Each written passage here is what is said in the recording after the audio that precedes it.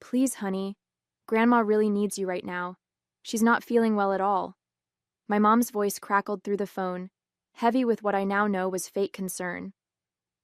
I sat in my apartment in Indianapolis, surrounded by the luggage I had packed for our big family cruise, my excitement quickly deflating into worry. Of course I'll stay, I replied without hesitation. The cruise isn't important if Grandma needs help. Those words would come back to haunt me just hours later. My name is Tara Smith and I'm 28 years old.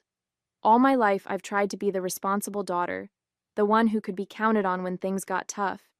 But that dedication to family was about to be tested in ways I never imagined. I had been looking forward to this cruise for months. It was supposed to be our first real family vacation in years. Me, my parents, my younger sister Emma, and a few other relatives. I'd even taken time off work and bought new summer clothes. But when Mom called about Grandma being in the hospital, I didn't think twice about canceling. That evening, as I was driving to the hospital, my phone buzzed with a notification. Emma had posted on social media. My heart stopped as I looked at the image, my entire family on the cruise ship, champagne glasses raised in celebration. Best vacation ever, so blessed to have such an amazing family. Cruise life family time, the caption read. I pulled over, my hands shaking as I stared at the photo. There they were, Mom, Dad, Emma, my aunts and uncles, all smiling broadly on the deck of the ship. They had lied to me. They had deliberately excluded me from the family vacation, using my beloved grandmother as an excuse. When I finally arrived at the hospital, there was no record of my grandmother being admitted. My calls to my parents went straight to voicemail. Emma had blocked me on social media within minutes of my seeing her post. The betrayal felt like a physical blow, knocking the wind out of me. I drove to Grandma's house, tears blurring my vision. To my surprise, her lights were on. When I knocked, she opened the door, looking perfectly healthy and more than a little confused to see me in such a state. Tara? What's wrong, sweetheart? Grandma asked, pulling me into a warm embrace. The familiar scent of her lavender perfume brought fresh tears to my eyes. As we sat in her cozy living room, the truth came pouring out. The cruise, the lies, the social media posts that had shattered my world. I don't understand, I said, wiping my eyes. Why would they do this to me? Why lie about you being sick? Grandma's face darkened with disappointment. She had always treated Emma and me equally, but my parents were a different story. Growing up in Indianapolis, I had watched them consistently favor my sister. When Emma wanted dance lessons, they found the money. When I needed help with college tuition, I had to take out loans. I thought about all the times I'd visited Grandma over the years, helping her with groceries, taking her to doctor's appointments, or just sitting together looking through old photo albums. Emma rarely visited unless she needed something, usually money. Yet somehow she was still the golden child in our parents' eyes. Your mother called me last week, Grandma revealed, her voice tight with anger. She asked me to play along if you came by, to pretend I had been in the hospital. I refused, of course. I had no idea they would actually go through with this scheme. The cruise tickets hadn't been cheap, nearly $2,000 per person for a week-long Caribbean adventure. I had saved for months to afford mine, picking up extra shifts at the accounting firm where I worked. Now I wondered if they had planned to exclude me all along, if my ticket money had somehow funded someone else's cabin. You know what hurts the most? I said, staring at my hands. They didn't even need an elaborate excuse. They could have just told me they didn't want me there. Instead, they used you, knowing how much I care about you, to manipulate me. Grandma reached for my hand, her grip surprisingly strong. Sometimes people show you exactly who they are, even when they think they're hiding it, she said wisely. The question is, what are you going to do with that knowledge? I looked up at her, seeing something fierce and determined in her eyes. Little did I know, Grandma had been watching our family dynamics more closely than any of us realized, and she had plans of her own. As I sat with Grandma in her living room, my phone buzzed again. This time it was a group text from my cousin Nina, who didn't know I'd been excluded from the cruise. She had meant to send vacation photos to everyone in the family group chat, not realizing I wasn't supposed to see them. My heart sank as I scrolled through the images. There was Emma wearing the sundress I had helped her pick out for the trip. My parents lounging by the pool, cocktails in hand. The whole family gathered for a formal dinner, all dressed up and laughing. But what caught my eye was my mom's diamond necklace, the one Grandma had given her years ago, meant to be passed down to both her daughters on their 30th birthdays. "She gave it to Emma already, didn't she?" I asked, showing Grandma the photo. "Even though I'm the older one, even though we were supposed to share it." Grandma leaned forward to look at the picture, her expression hardening. "That necklace has been in our family for 3 generations," she said quietly. "Your great-grandmother split her jewelry between her daughters equally. That's why I gave it to your mother with specific instructions." Then Grandma revealed something that made my blood run cold. The cruise hadn't been paid for with my parents' money at all. 2 months ago, she had given them $15,000 to plan a family vacation, explicitly stating it was for all of us. Instead, they had used my portion to upgrade their own cabins and book extra excursions. "I've been watching," Grandma continued, her voice heavy with disappointment. "For years, I've seen how they treat you differently. I kept hoping they would change, that they would realize what they were doing. But this is the last straw." She stood up and walked to her desk, pulling out a thick manila envelope. "I wasn't going to show you this yet, but you need to know. I've been keeping records every time they've favored Emma, every time they've taken advantage of your kindness, every penny they've spent differently between you two." Inside the envelope were bank statements, photos, emails, and handwritten notes spanning years. My hands trembled as I read through them. The truth was laid bare in black and white. The pattern of favoritism wasn't just in my head. It had been calculated, consistent, and deliberate. "But why?" I whispered, the weight of years of gaslighting and denial crashing down around me. "Why did they always make me feel like I was imagining it?" Grandma's eyes flashed with a determination I'd never seen before. "Because that's what people do when they know they're wrong. They try to make you doubt yourself. But not anymore, Tara. Not anymore." The family cruise was scheduled to last 7 days. As I sat in my Indianapolis apartment the next morning, going through Grandma's documentation, my phone lit up with a text from Emma. "Mom said you're spreading lies about us. Why can't you just be happy for once instead of trying to ruin everything?" I stared at the message, anger building inside me. They were still trying to make me the villain, even after what they'd done. Instead of responding to Emma, I did something I'd never dared before. I posted the truth on social media. Funny how being lied to about my grandmother being hospitalized just so my family could exclude me from a vacation somehow makes me the problem, I wrote, attaching Emma's best vacation ever photo. Even funnier how the cruise was paid for with money that was meant to include me. Within minutes, my post exploded with reactions. Family friends who'd known us for years expressed their shock. My cousins, who hadn't known the full story, began messaging me privately, sharing their own observations of how I'd been treated differently over the years. Then my father called. I almost didn't answer, but Grandma's words echoed in my mind. "Stand your ground. You've done nothing wrong." "Take down that post immediately," he demanded, his voice cold. "You're embarrassing this family." "No, Dad. You embarrassed this family when you lied about Grandma being sick, when you took her money meant for all of us, and used it to exclude me." "That's not how it happened," he argued. "We needed a break from your constant... My constant what, Dad? My constant reliability? My constant help with Grandma? My constant effort to be part of this family despite how you treat me?" The line went quiet for a moment.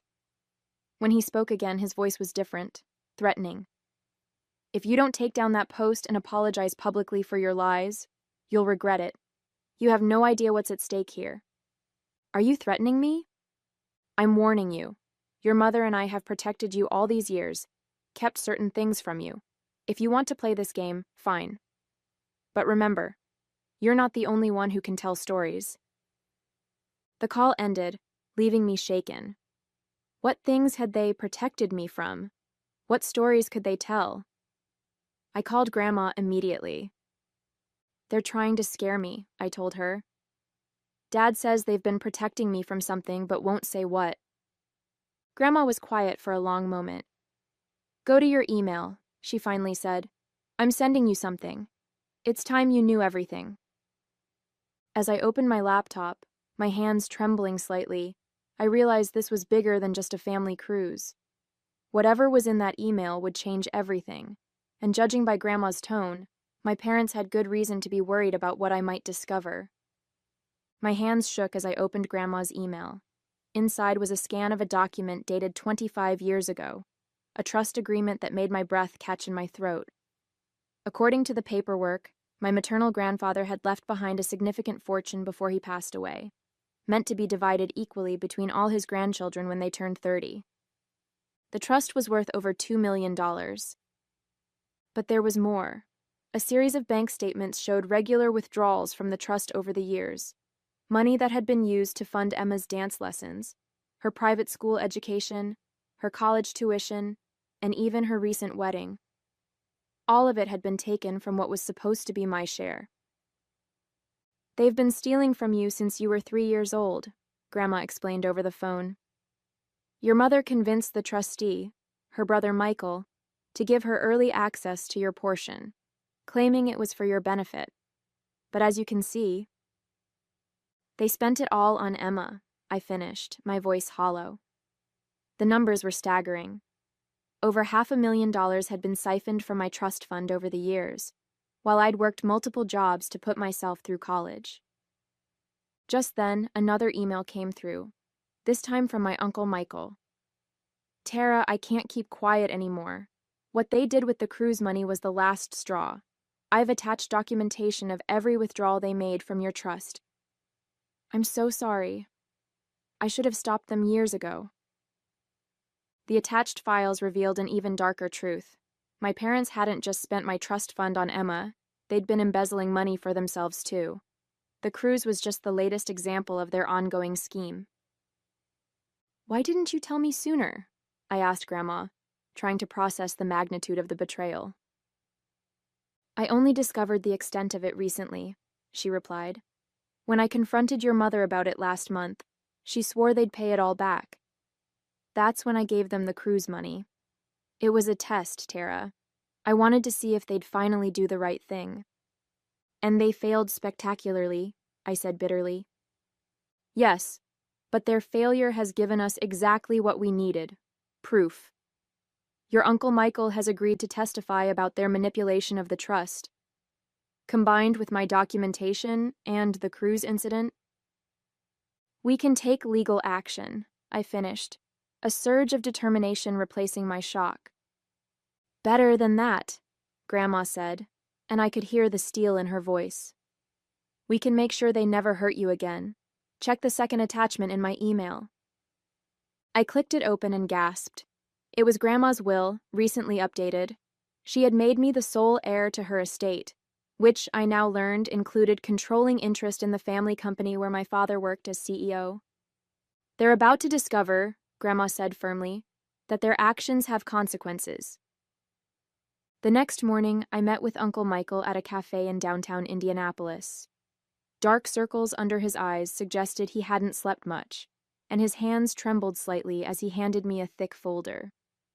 These are copies of every document, every transaction, he said quietly. I've already sent everything to the family attorney. Your parents. They're going to try to fight this, Tara. They've already called me 6 times since I sent that email. What are they saying? I asked, flipping through the damning evidence of years of financial manipulation. They're claiming it was all done with your best interests in mind, that they were protecting you from having too much money too young. He shook his head in disgust.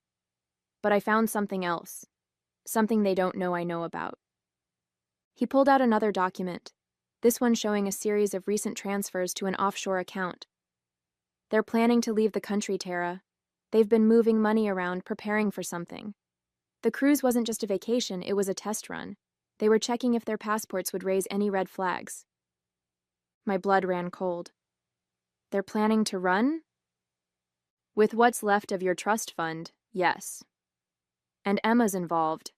She's been helping them set up accounts in her name to hide the money. Just then, my phone buzzed. It was a text from Emma. I know what you're doing. You've always been jealous of me, and now you're trying to ruin everything. Well, guess what? You're too late. By the time you figure it out, we'll be gone and you'll have nothing. I showed the text to Uncle Michael, whose face paled. They're moving faster than I thought. We need to act now. I called Grandma immediately. She answered on the first ring as if she'd been waiting. They're at the family company right now, she said without preamble. Your father's cleaning out his office. Security just called me. Can they stop him? Better. I've already called the police and the FBI Financial Crimes Division. They're on their way. But Tara... She paused. You need to get down there. You're the controlling shareholder now. The paperwork was filed first thing this morning. I stood up, my chair scraping against the floor. They don't know that yet, do they? Number, and that's our advantage. Get there before they can destroy any evidence. Uncle Michael's documentation proves the theft, but there might be more we don't know about. As I rushed to my car, another text came through, this time from my mother. You ungrateful child, after everything we've done for you, you'll regret this. But for the first time, their threats didn't frighten me. I had the truth on my side, and more importantly, I had nothing left to lose. I arrived at the family company's headquarters just as my parents were walking out, carrying boxes from my father's office. Emma was with them, looking nervous as she glanced around. They froze when they saw me step out of my car. What are you doing here? My father demanded, trying to maintain his authoritative CEO voice. But I could see the fear in his eyes. Funny, I was about to ask you the same thing, I replied calmly, especially since you're removing items from my company without authorization.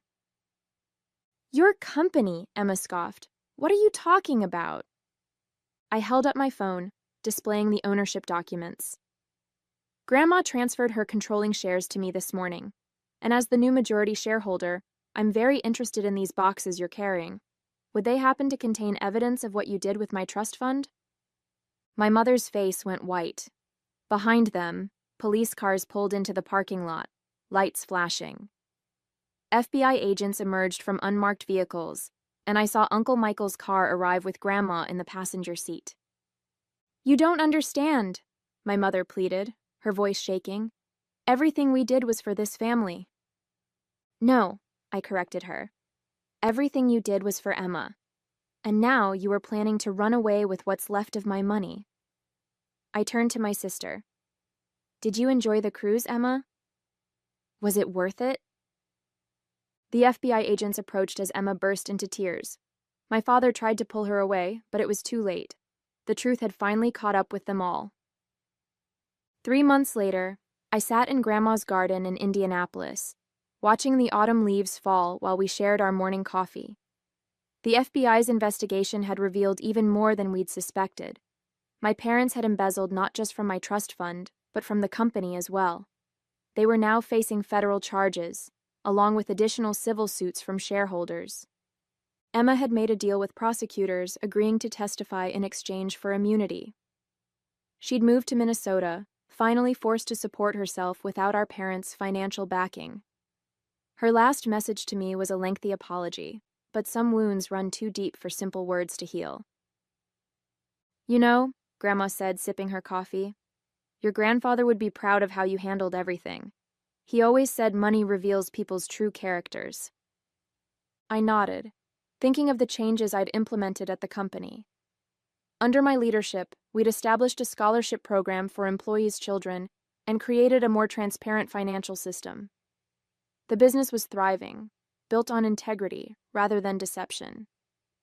I never wanted any of this, I admitted. I just wanted to be treated fairly. Grandma reached over and squeezed my hand. Sometimes life's greatest blessings come disguised as its greatest challenges. You've turned their betrayal into something positive. She was right. I had found my strength, my purpose, and most importantly, my self-worth. That cruise they took without me? It hadn't been the vacation of a lifetime after all. It had been the beginning of their downfall, and the start of my new life.